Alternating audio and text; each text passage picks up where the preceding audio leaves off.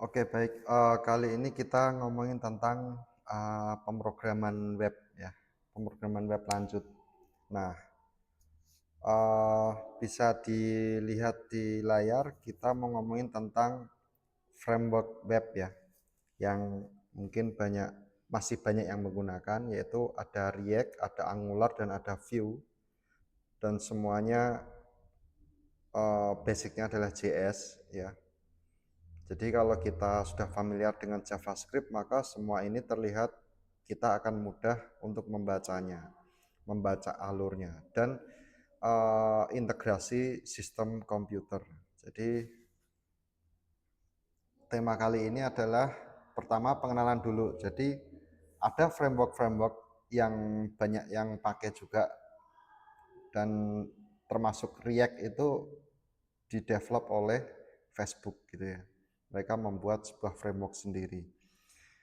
Oke, bisa dilihat jadi poin-poin pentingnya adalah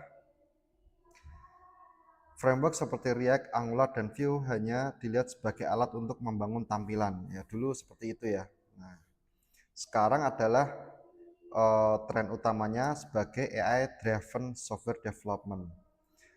Jadi menguasai framework bukan lagi soal membuat tombol, membuat sebuah layout, dan lain-lain, tapi kita akan mengintegrasikan AI assistant dan code generator ke dalam workflow pengembangan untuk efisiensi.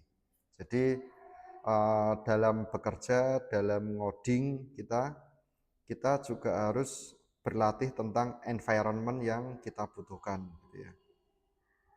Kita harus membuat pekerjaan kita itu lebih mudah, lebih cepat, dan kita harus memikirkan apa yang sebaiknya kita kuasai. Karena beda ya, kalau zaman dulu murni memang kita code, kita uh, baca alur secara detail dan melihat contoh yang sudah berjalan, lalu kita implementasikan ke tugas kita kayak gimana itu. Kalau sekarang enggak, kita lebih kuat pada arsitekturnya.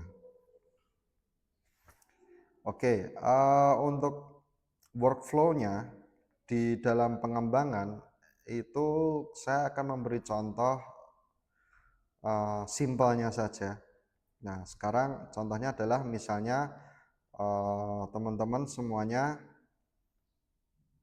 memiliki akun hosting gitu misalnya. Nah, hosting di penyedia hosting itu banyak sekali, misalnya